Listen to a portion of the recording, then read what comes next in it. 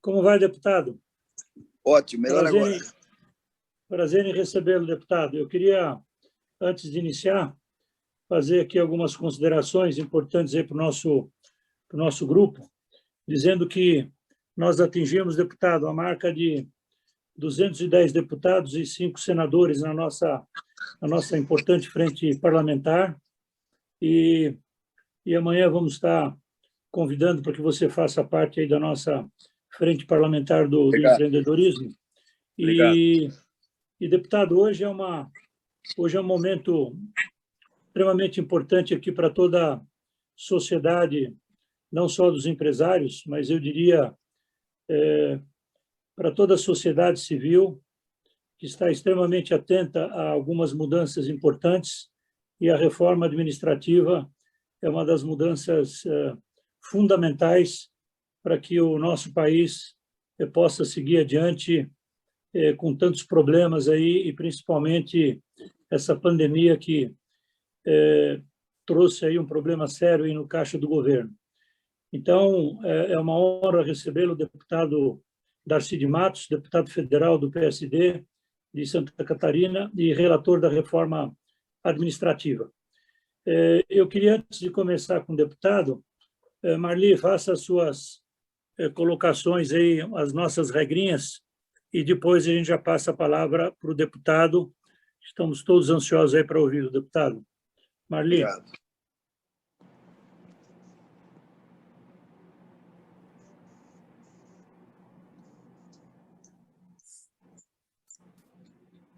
Marli? Microfone, Marli. Bom, deve ter havido algum problema lá com o vídeo da Marli. Então, eu quero passar rapidamente a palavra, deputado. Então, por favor, a palavra é sua, de 25 a 30 minutos, para depois a gente começar aí um debate importante. O Jorge Gerdau acabou de entrar. Boa noite, Jorge. Vamos lá, deputado, por favor. Muito bem, eu vou falar aí uns 15, 20 minutos, e daí depois eu fico à disposição para algumas perguntas. Combinado. E eu vou, então, quero saudar todos os empresários, a organização desse momento tão importante para o Brasil e para todos nós. E quero saudar o Dr. Jorge Gerdau, que é um ícone do empresariado do Brasil. Que bom. Em nome dele, saúdo todo o setor produtivo do Brasil. E dizer que eu vou fazer minha exposição em cima de 3 pontos. O primeiro, sobre a questão do cronograma aqui em Brasília, da aprovação da reforma. O segundo, sobre a importância dela e sobre a parte política dela. E o terceiro, um pouco mais técnica, a parte técnica da reforma. Muito bem, então eu começo. Não sei se vocês estão me ouvindo bem. Estamos. Ok, muito bem. Então eu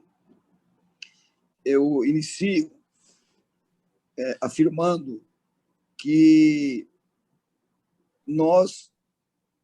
eu fiquei um pouco preocupado esses dias, porque quando eu fui designado relator, o Arthur Lira me disse: deputado Darcy, aprove logo ela na CCJ, que é a admissibilidade, para nós levarmos ela depois para a comissão especial e rapidamente para o plenário. Eu também sou titular da comissão especial.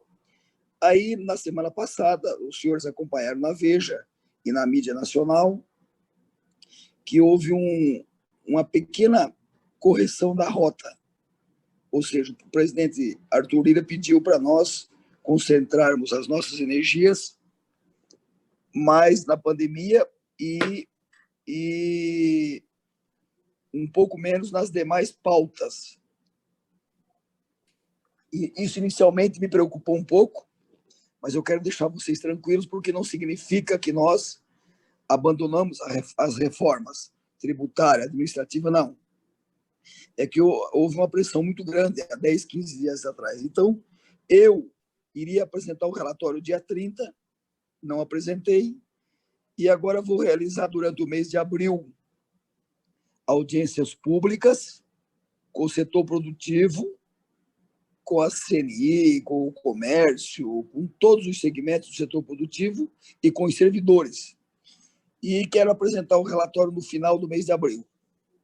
Aí nós teríamos maio, junho, para fazer a comissão especial, e julho, no plenário, ou seja, aprovaríamos ela no primeiro semestre. Esse é um cronograma geral, é um esboço geral que eu estou colocando aqui. Na CCJ, eu quero tirar ela, aprovar ela já no mês de abril. Muito bem. O segundo ponto, eu quero falar sobre a importância dela. Essa reforma, ela é tão importante quanto a previdenciária e tanto quanto a tributária, porque ela vai ser um marco regulatório no serviço público do Brasil. Ou seja, a reforma vai economizar 300 bilhões de reais em 10 anos. A reforma ela é necessária porque ela vai enxugar o poder público.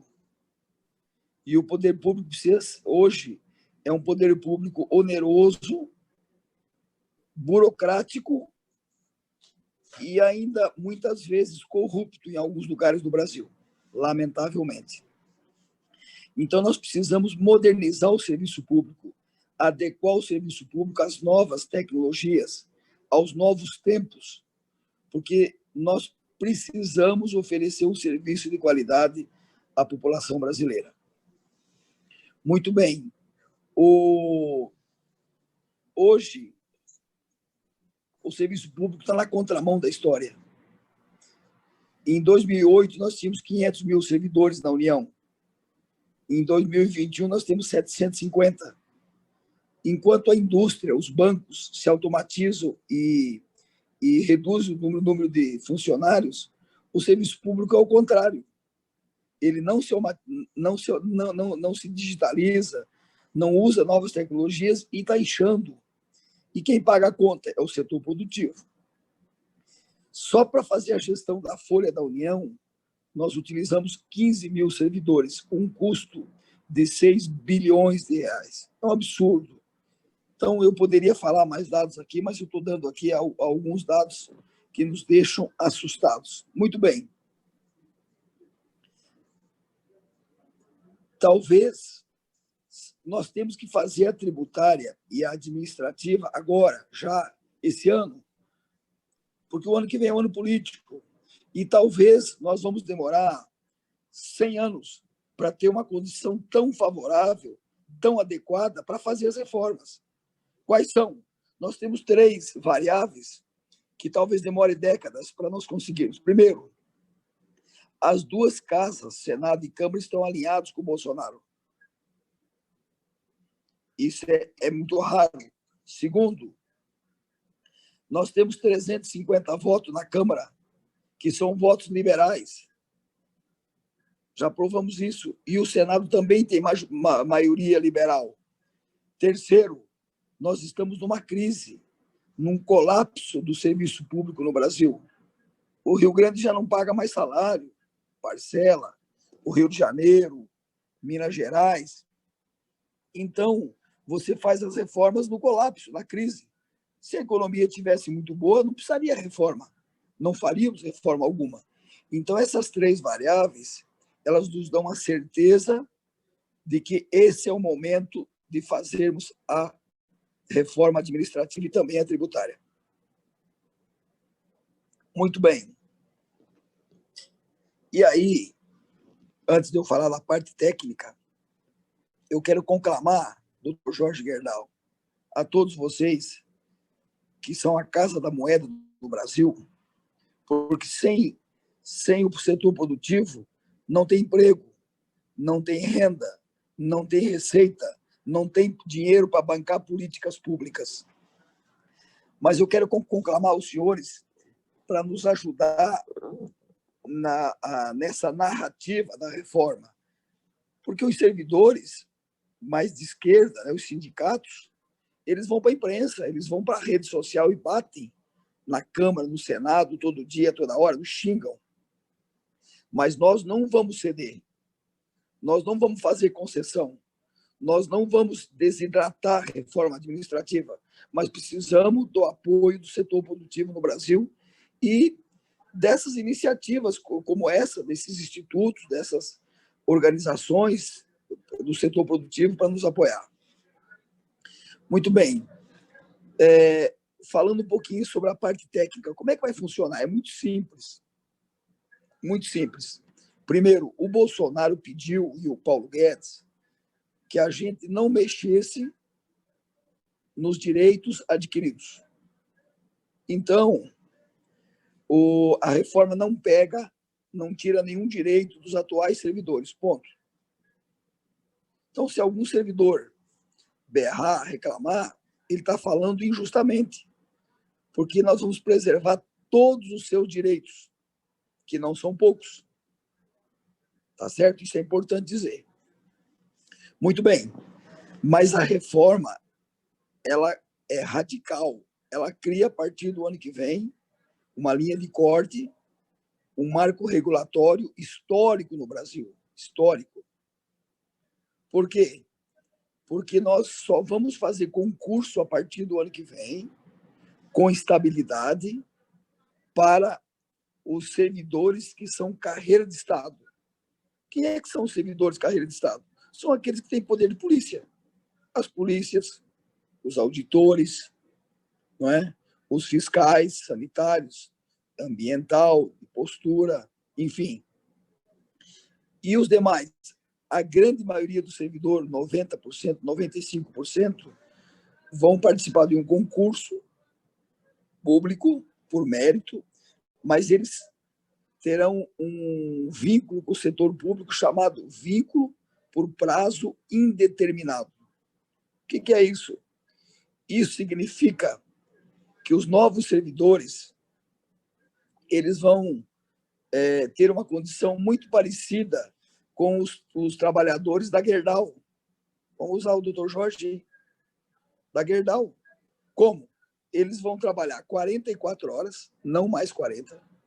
Eles não vão ter triênios, eles não vão ter licença-prêmio, eles não vão ter progressões automáticas, só vão progredir se produzir, e eles não vão ter estabilidade de emprego. Pronto, normal, vai ficar tudo parecido. Nada mais justo.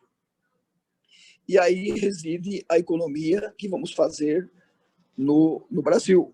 E eu tenho certeza que daí o serviço público vai ser mais rápido, mais sério, mais moderno, mais adequado, e vamos oferecer um serviço de qualidade à população brasileira, porque vamos ter um outro vínculo do servidor público no Brasil. Então, em síntese, essa é a reforma administrativa. Se os senhores tiverem algumas perguntas, eu posso me aprofundar um pouquinho mais, mas ela é muito simples de entender. Não pega os atuais, mas cria um novo modelo para os futuros servidores. Mas e por que o pessoal está batendo em nós? Porque a esquerda, né, a oposição, o sindicato quer que... Aí é uma briga ideológica, né, doutor? Eu sou um liberal. O governo Bolsonaro, o Paulo Guedes, tem uma política liberal. Então, nós entendemos que o Estado tem que ser mínimo. Tem que cuidar da saúde, educação, segurança e das estradas que não puderem ser pedagiadas. Mas a esquerda entende que o Estado tem que ser máximo. Eu acho que tem que privatizar as estatais. A esquerda acha que não. E daí uma briga ideológica, mas, felizmente, nós ganhamos a eleição e nós somos majoritários na Câmara e do Senado. Portanto, essa é a hora de fazermos as reformas que o Brasil precisa e que o Brasil merece. Fico à disposição. Obrigado, Darcy, por essa primeira linha introdutória sobre a reforma administrativa. E você vai ter um papel aí extraordinário, importante e fundamental na solução aí importante para a nossa sociedade. E, Darcy, eu queria iniciar pedindo para o nosso Jorge Gerdau, o empresário que sempre se preocupou com essas questões de Brasil e principalmente desse custo paquiderme do nosso Estado. E depois, na sequência, eu vou pedir para o para o Flávio Rocha também, do Grupo Riachuelo, da Guararapes, para fazer a sua pergunta. Por favor, Gerdau.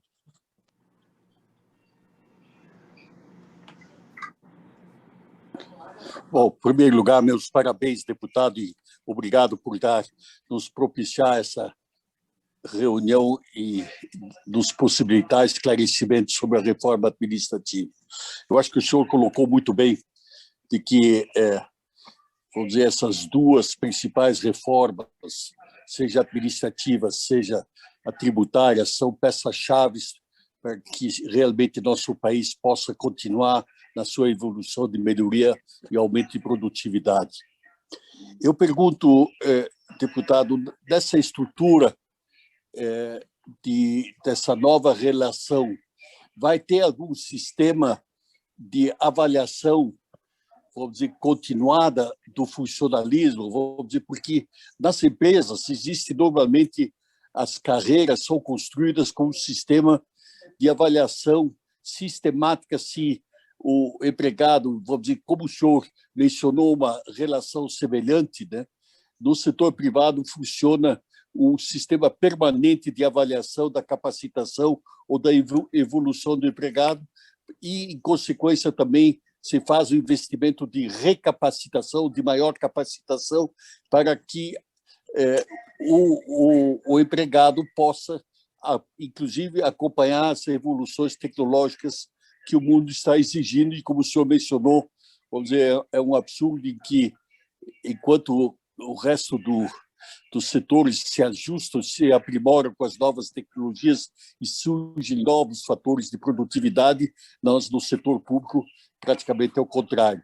Então, eu pergunto, vai haver sistemas de estruturação, de avaliação e de promoção que obedeçam um pouco os critérios técnicos que o mercado utiliza? Sim, doutor Jorge, muito bem. Hoje o serviço público tem aproximadamente 300 carreiras. É um absurdo. É um absurdo. E hoje, por exemplo, o servidor público faz um concurso, vamos pegar a Câmara dos Deputados. O teto é 33 mil. Ele entra ganhando 24 e em 10 anos ele já ascendeu para o topo da carreira. Isso é um absurdo. E aí ele se acomoda, né? Então, isso nós vamos mudar. Ele vai entrar com um salário menor e ele vai conseguir, ele não vai ascender automaticamente, porque o bom servidor e o mau servidor, como o senhor disse, eles ascendem para o topo da carreira, independente de avaliação. É a progressão automática. Isso é um absurdo. Isso não existe em lugar nenhum do mundo. Não é? Então, o médico que atende 50 chega no topo e o médico que atende 5 por dia também chega no topo. É injusto.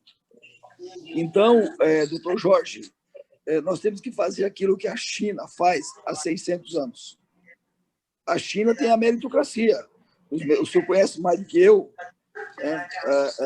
muito mais, com certeza. Os melhores alunos lá vão para as melhores escolas, para as melhores universidades, e os melhores alunos das universidades vão dirigir as maiores empresas. É meritocracia, não tem outro caminho, como é na sua empresa, na Riachuelo, enfim, né? Então, o que eu queria concluir dizendo? Nós vamos, doutor Jorge, criar, não vai ter progressão automática. Os novos servidores, eles vão progredir através de um mecanismo de avaliação de gestão. Se ele produzir, ele vai progredir. Se ele não produzir, ele não vai progredir. Muito bem. E os antigos, os atuais, nós vamos, hoje, se o prefeito quiser demitir o governador Dória, por exemplo, ou o prefeito, ou o Bolsonaro quiser demitir um servidor de carreira, mesmo que ele não faça nada, tem milhares no Brasil que não fazem nada, ele não consegue, porque não foi regulamentado o artigo 41 da Constituição. E se demitir, ele vai para o judiciário e o judiciário manda integrar.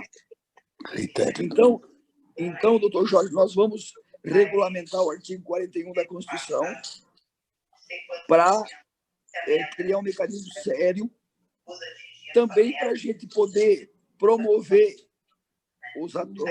agora eu estou falando dos atuais servidores, de hoje, os Sim. atuais. Perfeito. Com a regulamentação desse artigo, nós vamos poder promover o bom servidor e vamos demitir o mau servidor. Mas vamos demitir mesmo, mandar embora. Porque hoje, da forma que está, você não consegue demitir ninguém. Né? Tá uma bagunça, está uma piada no Brasil. Né? Tem um sistema de avaliação no Brasil, cuja média dos servidores é 9,8, a média do Brasil, dos servidores do Brasil. É uma faz de conta, né, doutor Jorge? Então,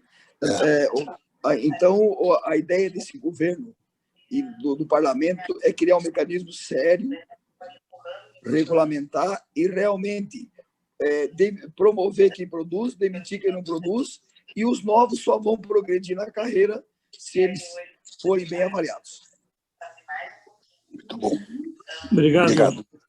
Obrigado, Darcy. Gabriela, tem o microfone aberto aí? Tem um ruído acontecendo. Vê para mim aí para desligar, por favor. Eu vou pedir para o Flávio, então, fazer a pergunta e depois o Deusmar, na sequência o Deusmar, do Pague Menos. Flávio.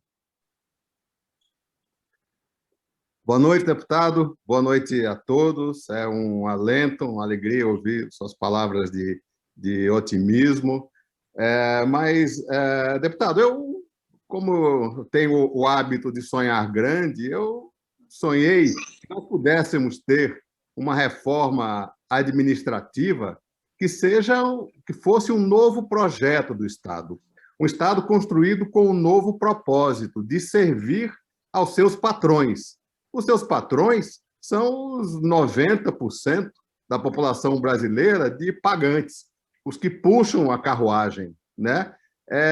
E por isso eu fico, apesar de ficar otimista com os números que você mencionou aí, eu fico um pouco frustrado que a gente já começa com um garroteamento terrível, essa coisa do direito adquirido. Eu estava lá na Constituinte, sei como é que esses direitos adquiridos foram adquiridos, entre aspas, né, na calada da noite, as coisas mais escabrosas que fizeram com que o Estado, que na época da Constituinte era de 20% do PIB, hoje já o carrapato já ficou maior do que o boi, que não é só 37% de carga tributária, é um déficit de quase 10%, é o prejuízo das estatais, né, que fazem com que o peso da carruagem já é maior do que a sua força de tração, né?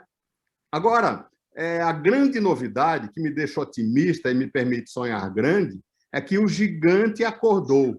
Os 90% de pagantes que estavam aí hibernando em sono profundo, historicamente, fizeram com que essa minoria que está aboletada em cima da carruagem fosse crescendo, crescendo, crescendo, até fazer um Estado disfuncional e desse tamanho dos números que o senhor mencionou. Mas a história recente mostra que a gente pode sonhar grande, porque o gigante acordou. A reforma da Previdência que o senhor mencionou foi uma demonstração de que esses 90% despertos, acordados, podem dar um basta e retirar o pirulito da boca dos privilégios dos 10% que estão em cima da carruagem. Então, se as forças políticas estão dispostas aí, se o gigante acordou, se política é essa disputa, como diz o meu amigo colega de constituinte Nelson Jobim, a queda de braço entre os pagantes e os reivindicantes. Por que não colocarmos em campo essa força política que ganhou a batalha da Previdência para fazermos uma reforma do Estado de fato, um Estado que seja do tamanho que o Brasil precise, e não do tamanho para manter os privilégios, os supersalários, as aposentadorias precoces dos que estão aboletados em cima da carruagem. Não podemos ser mais ousados? Essa é a minha pergunta. Doutor, então, muito bem. Eu já percebi que o senhor conhece muito mais do que eu aqui do Congresso. O senhor tem razão. A Constituinte foi elaborada há 30 anos, num momento diferente e muito paternalista, e hoje ela tem que ser modernizada, readequada, enfim, estamos fazendo aos poucos. Primeiro, eu sou da sua linha. Eu sou um defensor do setor produtivo, voto com o Guedes, com o Bolsonaro, e eu era deputado estadual, disputei federal, exatamente porque eu queria ter a honra, ter a satisfação de fazer parte das mudanças. Se não fosse por isso, eu não viria para cá, porque isso aqui é uma loucura, né, doutor? O senhor sabe, né? Brasília é uma loucura. Então, eu comungo nessa posição de que a gente poderia usar um pouco mais. Mas o Paulo Guedes e o Bolsonaro entenderam que, se mexer nos direitos adquiridos, ela não passaria. Eu acho que passaria, porque a Previdenciária passou, e talvez há uma preocupação aí com a eleição do ano que vem, né, do nosso presidente. Mas o que eu queria lhe tranquilizar? Que a reforma, na forma em que ela está, vai ser um grande avanço. Claro que a gente queria fazer a economia de 300 bilhões já no primeiro ano, vai ser em 10 anos. Mas tem que ter uma linha de corte, e essa linha de corte vai ser radical. Nós vamos criar um novo modelo de avaliação, os 90% dos servidores terão uma condição similar aos da sua empresa, não é? Os benefícios vão acabar, nós vamos cortar. Então, a gente avança muito. Vamos reduzir as carreiras, as progressões, não é? Os benefícios para praticamente todos, quase todos os novos, porque quem tem poder de polícia, carreira de Estado é 5%. Ou seja, daqui 30 anos, o Estado de São Paulo vai ter os policiais e mais os servidores, auditores, fiscais, e acabou, concursado. Todo o restante de saúde, educação, atividade meio, administrativa, todos terão um vínculo por prazo indeterminado, com 44 horas, sem progressão, sem benefício, sem estabilidade. E o indivíduo sem estabilidade é como na sua empresa, ele trabalha com maior preocupação, porque ou ele produz ou ele não volta mais no outro dia. Então, eu sei que o setor produtivo sempre é um pouco mais ousado, mas a reforma, se a gente conseguir manter ela, e vamos manter, por quê? Porque o Arthur Lira não é um presidente de fazer concessão para a esquerda, ele é duro, ele é firme, não é? E tem alguns pleitos aqui da polícia, a questão de estágio probatório, período de experiência, isso aí é perfumaria, não impacta em dinheiro, é só segurança jurídica.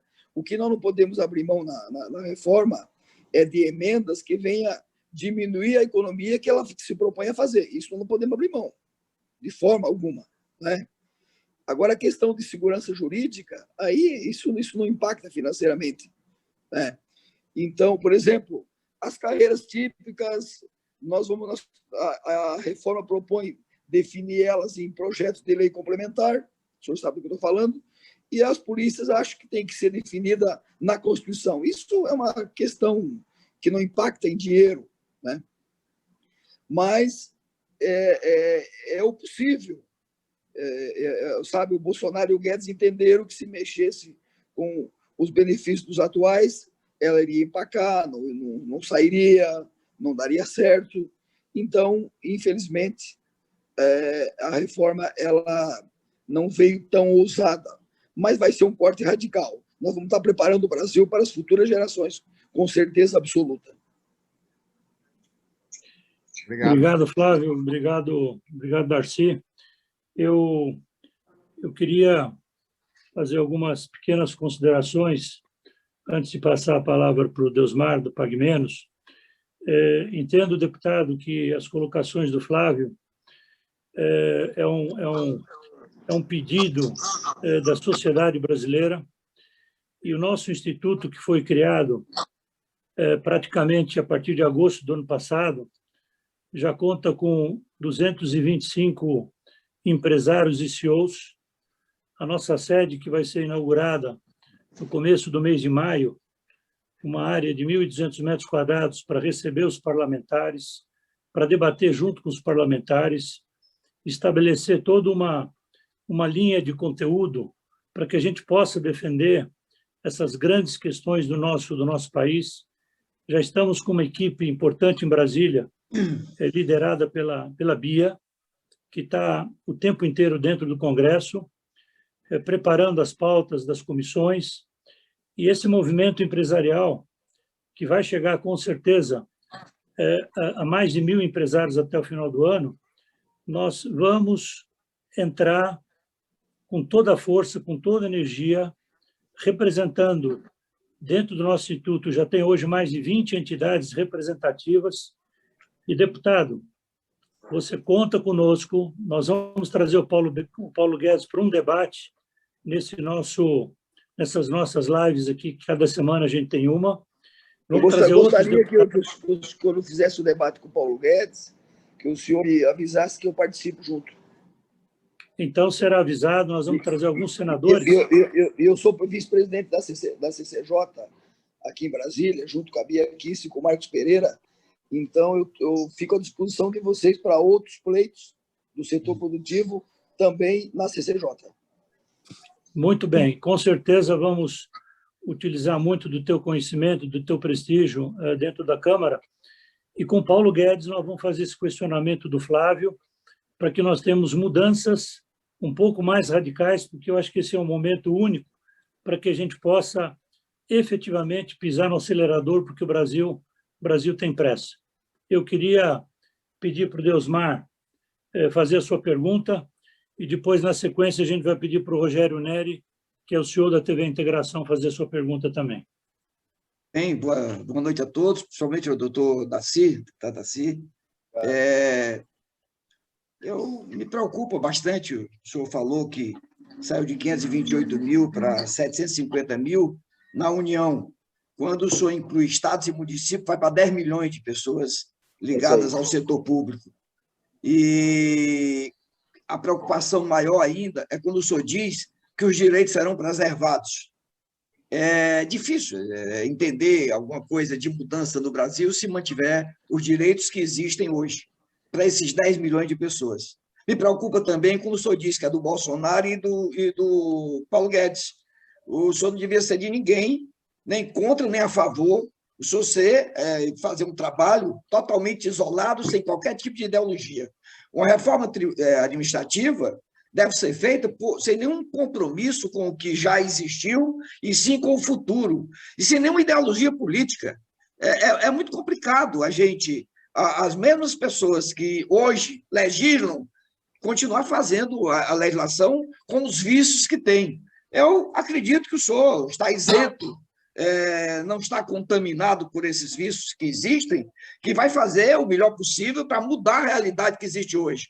Mas a realidade que existe hoje não interessa. E se continuar com a preservação dos direitos, com todos os apêndices que existem, com as mordomias que existem, com os pendulicários que tem, formando o salário dos servidores públicos, não acredito que vai mudar muita coisa. Mas, como o Flávio é otimista, eu também sou, e é obrigação dos lojistas, dos comerciantes serem otimistas, eu estou aqui para dar um voto de confiança, acreditar que o senhor vai conseguir mexer e reduzir sem tirar algum tipo de direito, porque a família, a maior vontade que tinha no mundo é de ter alguém com emprego público, porque o emprego público seria para o resto da vida, estaria com a vida garantida. Acho muito difícil mudar isso se não mexer com com a tal preservação de direitos. Mas eu não tenho na pergunta, acredito que o senhor vai conseguir ter sucesso, porque da forma como o senhor colocou, eu fico preocupado que a gente chegue e obtenha esses 300 bilhões, não vou nem dizer nos próximos 10 anos, nos próximos 30, pelo menos. Olha, obrigado pela colocação, Deusmar. Obrigado. Uma observação importante que eu esqueci de falar. Então, agora, por exemplo, a reforma, ela deixou fora, não estão na reforma os ministros, os parlamentares, os magistrados e os promotores e os diplomatas. Mas o senhor me lembrou de uma coisa importante. No decorrer da reforma, os parlamentares poderão apresentar emendas. Já tem emendas para incluir essas categorias que eu acabei de colocar, e é possível que apareçam emendas para mexer em direitos adquiridos. Enfim, o Congresso ele é muito dinâmico, né? E Agora, como é que funciona o Congresso? O Congresso acaba observando a sociedade. Por isso que eu tenho conclamado o setor produtivo, pressionem, vão para as redes, nos ajudem, né? Porque o Congresso ele é o espelho da sociedade. Eu sou um liberal, sou otimista, sabe? A gente vai avançar. Agora, se nós pudermos avançar um pouco mais, eu sou desse time aí, do setor produtivo. Eu sou um liberal. E a Câmara, majoritariamente, também é liberal, né? Tem a esquerda, como sempre, quanto pior, melhor, batendo, reclamando, mas as emendas poderão ousar um pouco mais no decorrer do debate da Câmara. Bom, antes de eu passar a palavra para o Rogério Nery Castilho, queria que você falasse rapidamente sobre o projeto que nós estamos desenvolvendo junto com as agências de mídia que a Marli está supervisionando, para falar um pouco do projeto social, para a gente levar tudo para a nossa população e trazer a sociedade civil também para essa mobilização importante nessa reforma. Que bom. Primeiro, boa noite a todos, boa noite, deputado, muito obrigado por sua presença. É importante esse trabalho e, do nosso lado, você pode contar que nós vamos fazer um grande esforço, primeiro, diretamente no apoio, segundo, com as medidas que nós vamos procurar colocar junto à nossa frente parlamentar para que os deputados apresentem também algumas medidas para que a gente consiga uma reforma um pouquinho mais arrojada, que é o pleito de todo mundo. Uma coisa importante, deputado, que nós estamos projetando aqui para fazer na nossa plataforma do Instituto, é a criação de uma maneira de mídias sociais que vão falar com o público. Entrou alguém. Nós vamos falar com o público que são os eleitores dos deputados. Nós vamos mostrar a este público dos deputados, os eleitores dos deputados, o que está sendo feito e a importância do que está sendo feito. Ou seja, nós vamos criar um canal direto de comunicação, não só com o meio empresarial, mas com os empresários, com os eleitores. Parabéns. Muito bom, muito bom, muito bom. Precisamos, muito bom. Muito bem, vamos para o Rogério Nery, CEO da TV Integração, depois o Fred Menezes, que é o procurador, e depois o Luiz Arthur. Vamos lá, Rogério. Boa noite aí, deputado. Obrigado, Nabil. Deputado, o Flávio já trabalhou bem, o Deusmar, essa questão ele usou o carrapato maior que a vaca, eu digo dividir a vaca em bife. Essa estratégia, essa sensibilidade que vocês estão tendo, né, de dividir temas e deixar algumas coisas para emenda, eu acho que é muito bacana e isso vai favorecer o encaminhamento dessa reforma. Eu queria primeiro te parabenizar, porque a gente já está discutindo aqui, né, o quando e o como de algo que parecia um sonho, né, que é a reforma administrativa que tanto incomoda a todos, porque por mais que se pague imposto, parece que todo o dinheiro é pouco. E não tem dúvida que com essa crise, com essa pandemia, o governo vai estar sedento e faminto por recursos, porque está estourando o seu orçamento, está entrando em risco e colocando em colapso. O senhor acredita, né? O senhor colocou no começo os 3 fatores que levam a crer o sucesso desse momento, né? E eu vejo que os 2 principais aí colocados com muita clareza é a questão do alinhamento entre as 2 casas, né? O alinhamento entre os presidentes da casa e o presidente, e ter já 380 votos, se não me engano o número é esse que o senhor colocou, e sendo que se precisa só de 308. Eu acho que, diante disso, o que o senhor podia fazer conosco aqui, aproveitando essa plateia, nos passando de fato, né, já que está muito claro que precisa ser feito a nível de legislação, como é que nós, o Castilho colocou aqui, né, rede social, enfim, se tem algo a mais que possa ser feito, né, que venha ajudar, apoiar, e principalmente o senhor que está na CCJ, né, que é a comissão mais importante do momento, no meu ponto de vista, como é que a gente pode ajudar de alguma forma para que isso seja encaminhado de fato? Porque essa eleição, ao meu ver, que foi antecipada para o governo federal, não favorece essa questão de colocar questões mais endurecidas por medo de uma eleição ano que vem vinha a ser fracassada por conta de algo ser colocado nesse ano presente. Então, assim, que mais? A pergunta que fica é: o que mais pode ser feito? Se o que está sendo feito seria suficiente para que nós não possamos perder esse alinhamento dos astros, que são esses 3 fatores convergentes, para que isso siga seja voltado não só à administrativa, como também à tributária. Eu acho que são reformas imprescindíveis para o sucesso e para o posicionamento e competitividade do país como um todo, né? Olha, nós estamos numa guerra, os liberais com o pessoal de esquerda. E na estratégia de guerra, a comunicação é fundamental. Então, essa sugestão que foi dada aí do Instituto, do setor produtivo, ajudar na narrativa, nas redes, na comunicação é fundamental.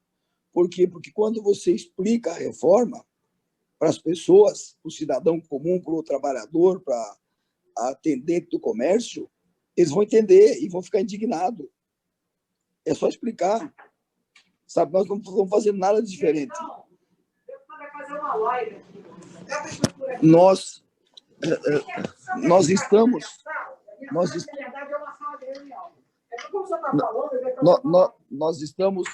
simplesmente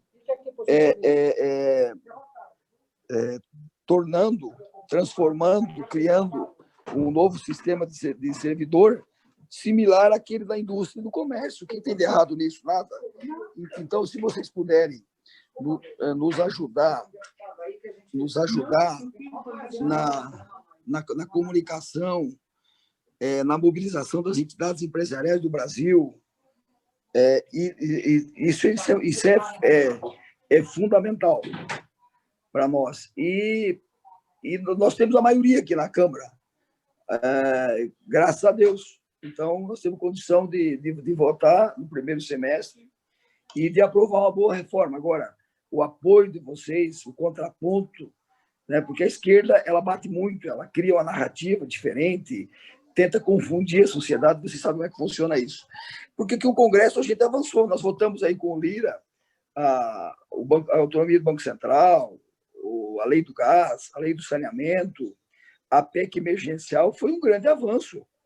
Sabe, a PEC emergencial ela vai no sentido de nós buscarmos o equilíbrio das contas públicas, né? Então, você tem total razão, mas esse apoio nas redes, na mídia nacional, através das entidades organizadas, que vocês são muito organizados no Brasil, isso nos ajuda muito.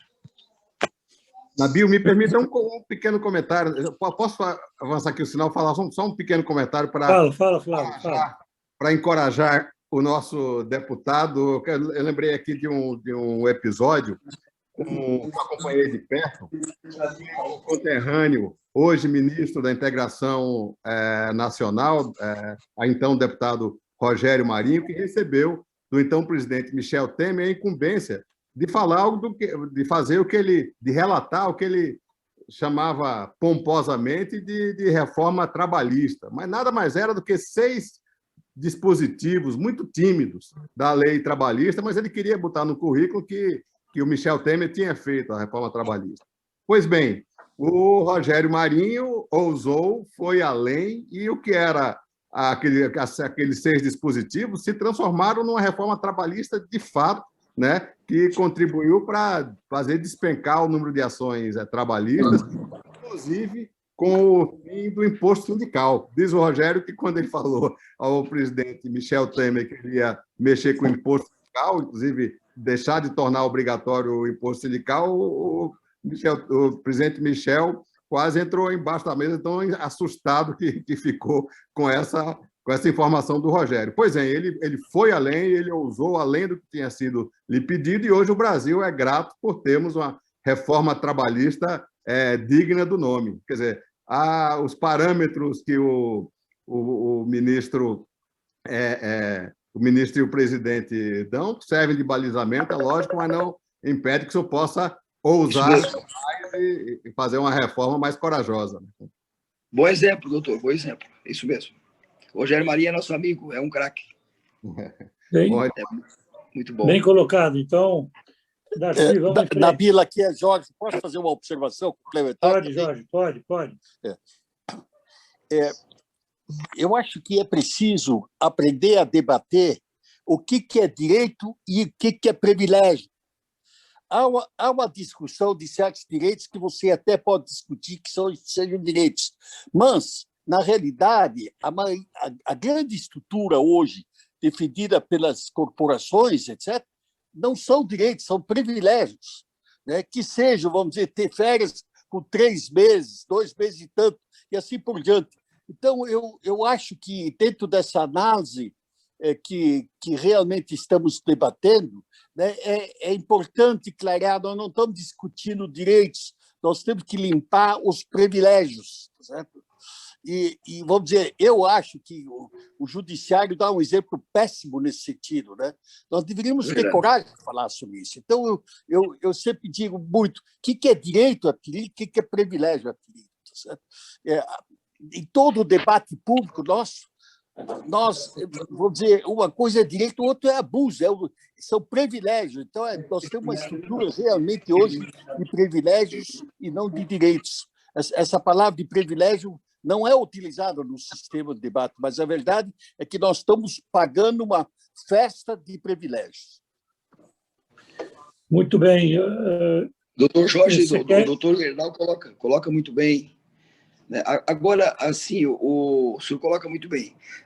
A reforma vai pegar a União, estados e municípios, mas alguns privilégios, os estados e municípios, eles podem mexer, só que não mexe, né? Me parece que o governador do Rio Grande do Sul andou tirando alguma coisa lá dos servidores estaduais.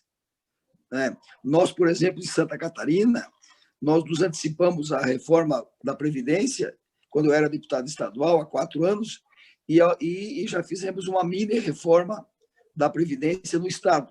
Só que, se a gente não fizer por aqui, os estados e municípios eles acabam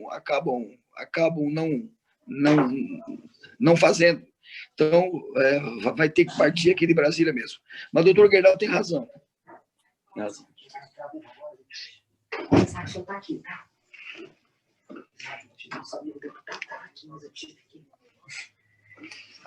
Vamos lá, pessoal. Darcy. Muito bem, Darcy. 2 dicas importantes aí do Flávio e do Gerdau, na sua anotação aí para trabalhar em cima dessas colocações importantes. Eu queria pedir para o Fred Menezes, que é procurador, que é nosso amigo, e eu convidei para que ele participasse, para enriquecer nosso debate. Fred? Cadê o Fred? Opa. Abre o microfone, Opa, Fred. Tá. Opa, Nabil. Tá bom o microfone aí? Tá ótimo. Obrigado aí pelo convite, obrigado pela oportunidade, obrigado, deputado, pelos esclarecimentos. Queria só colocar alguns pontos, né? Acho que o primeiro ponto é essa questão de que a reforma seja um pouco mais abrangente, né? Até o Flávio bem colocou aí que o Rogério Marinho, na época, foi ousado e transformou um projeto inicial um pouco mais tímido para ele avançar mais em questões da reforma trabalhista, que se transformou em uma reforma um pouco mais robusta. E nessa proposta, pelo menos ao que me consta, ela não estava atingindo servidores atuais, né?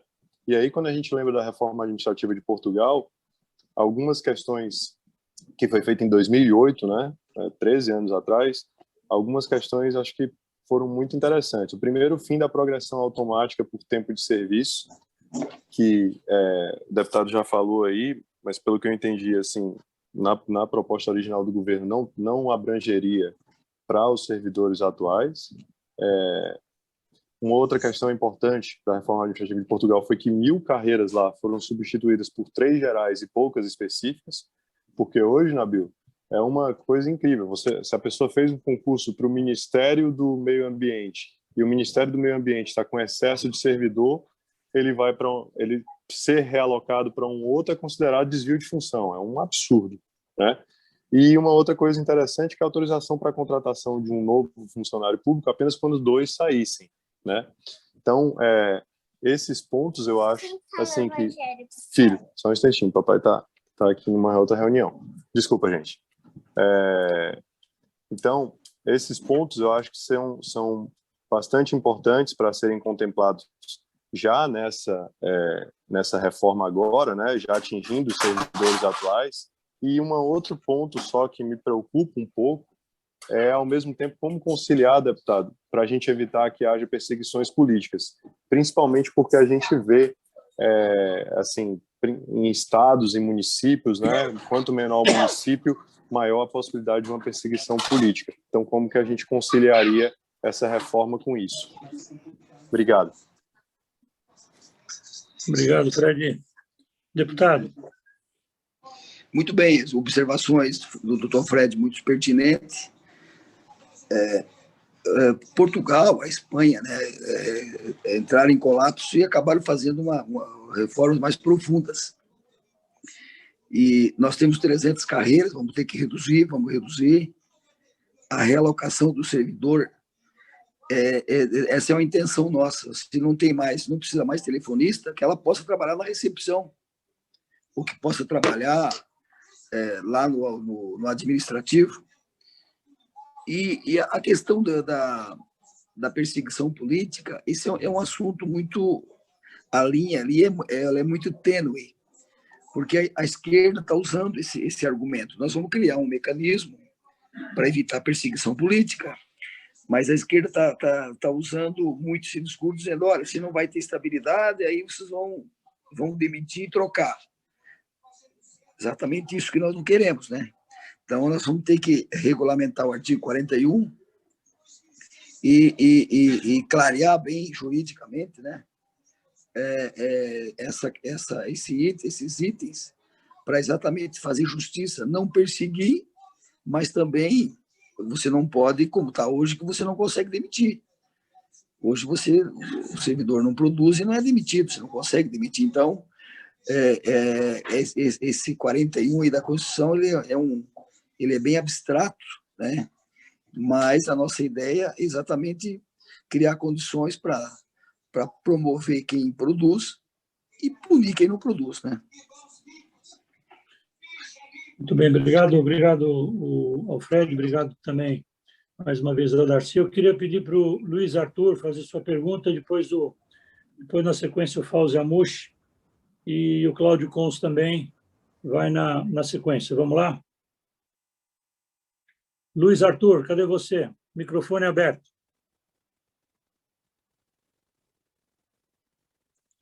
Luiz, 1, 2, 3. Amush, faz a sua, depois o Luiz entra. Paulo. Ok. Nabil, boa noite a todos, boa noite, deputado, boa noite, colegas participantes aí. Eu, na verdade, tenho duas perguntas breves, né? Uma, talvez, seja até uma observação. A primeira pergunta, eu até deixei escrito, é a respeito se o deputado poderia conjecturar sobre o comando comparativo do Rodrigo Maia e o Arthur Lira.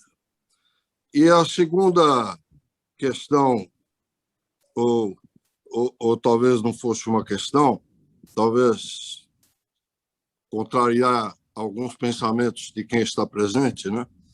Mas eu não acho que a gente tenha muito servidor público no Brasil. Nós temos 220 milhões de habitantes. O que nos falta é, no conceito administrativo, criar o sentido da eficiência, da respeitabilidade e da consciência nacional do nosso servidor público. Parar, de uma forma didática, o exercício da caixinha e da corrupção. Eliminar o corruptor, que é pior do que aquele que é corrompido. Então, esta seria a observação. Desculpe o confronto ou a polemização, mas é só uma observação. Muito obrigado.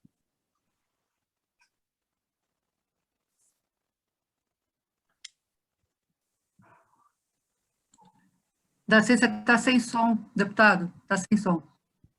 Um dos pontos relevantes do governo Bolsonaro, que nos agrada muito, é que aqui em Brasília acabou a corrupção. Aqui é papo reto, como diz o jovem. Não tem mais tomar lá da cá. Né? Então, estamos... E com a Lava Jato, enfim, estamos vivendo um momento diferente. Ponto positivo. Segundo, eu acho que, claro que os servidores precisam produzir mais, mas eu acho que ainda tem muito servidor. Se nós utilizarmos, digitalizar mais o setor público, utilizar novas tecnologias, ou seja, evitar que você tenha que ir na prefeitura buscar uma certidão, né? Tem que fazer. Por exemplo, tem, não sei se São Paulo é assim, você recebe o IPTU na porta de casa, impresso, em papel. Né? A maioria dos municípios do Brasil, isso é uma besteira, né? Então, se a gente digitalizar e informatizar, usar novas tecnologias, a gente também combate a corrupção, né? Porque ele lançou a multa no sistema, você não tira mais. Combate a corrupção. Eu acho que a gente pode tocar aí os municípios e estados e os poderes públicos com um número muito reduzido de servidor. Esse é o nosso objetivo. Agora, o Albert Einstein afirmou uma vez o que lá no momento que ele estava no auge, o que ele disse que era mais difícil desintegrar um átomo do que mudar uma cultura. Não é fácil. Nós estamos com a cultura cartorial de Dom João VI, que começou na Bahia, dos amigos, do ente público paternalista, que tudo pode, sabe? É isso. Então, a gente vai mudar. Mas não é tão simples. Eu, quando estava lá no interior, que eu não era deputado federal, eu até achei que era mais fácil. As coisas são mais lentas aqui, mas está andando. Nós avançamos muito, no meu entendimento. Deputado, aqui é o Antônio Castilho novamente. Eu sei que a gente está aí se aproximando do horário que tínhamos combinado, mas eu queria deixar em aberto uma proposta para que você pudesse dar uma pensada. Nós temos uma organização em Brasília, nós temos uma equipe técnica em Brasília, a nossa equipe técnica pode desenvolver pareceres, ela pode trabalhar no apoio e a gente gostaria muito de estar te apoiando para que não só o senhor conseguisse fazer essa reforma, mas também para conseguir fazer uma reforma talvez mais arrojada, para que a gente levasse proposições mais arrojadas. Eu quero colocar a nossa equipe de Brasília à sua disposição para a gente te apoiar, porque essa reforma é absolutamente fundamental para o país. Olha, eu quero dizer que quando eu vi a minha agenda hoje, que tinha essa conferência agora à noite, estou meio doente, cansado, digo, meu Deus, mais uma conferência. Mas eu mudei minha agenda, eu estou aqui, acabei agora, quando o senhor fez a pergunta, eu acabei indo na votação e votei aqui na sessão que nós estamos em sessão.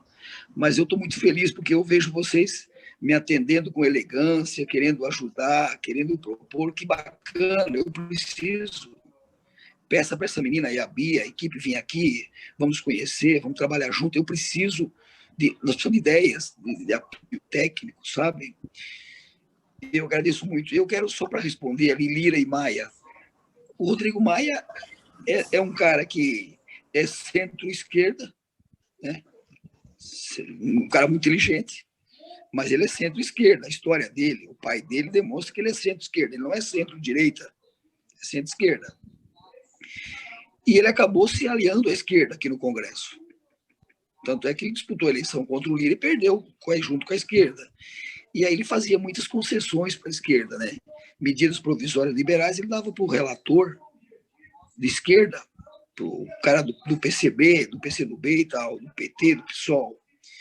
E o Lira é um cara duro, brabo, firme, não abre mão, não faz concessão, gosto muito dele. Porque para dirigir a casa tem que ser alguém assim, firme. Senão não chegaria a presidente, né? Firme, de uma palavra só. Né? E a minha preocupação é que ele, o Bolsonaro e o Guedes briguem, tomara que não briguem, né? Porque o Guedes também é firme, o Lira também é firme. Então, tomara, eu tenho dito aqui, ó, tem que se entender. Mas o Lira é bom, está alinhado com... Você veja que na PEC emergencial, o próprio governo abriu concessões ali, né? Para o servidor, para as polícias principalmente, e contra a vontade do Lira. Então, ele é muito bom. Por isso, eu tenho dito para o pessoal do governo aqui, olha, vocês têm que, não podemos perder o Lira. O presidente da Câmara é fundamental nesse processo das reformas e nesse contexto para o Brasil dar certo. Eu gosto muito da atuação do Lira. O Lira não dá trégua, não faz concessão. Ele é firme. Ele é o presidente ideal para esse momento difícil que nós estamos vivendo, no meu entendimento. Muito bem, deputado. Eu queria... João Nabil, deixa eu agradecer ao deputado pela resposta tardia e que eu achei muito pertinente. Muito obrigado, deputado. Um abraço. Então, deputado, eu vou te liberar em função até das colocações que você fez. Reiterando o que o Castilho falou, o nosso grupo está à sua disposição. A Bia, a partir de amanhã, já entra em contato consigo. E eu tenho certeza que nós vamos melhorar muito essa relação dessa reforma tão importante.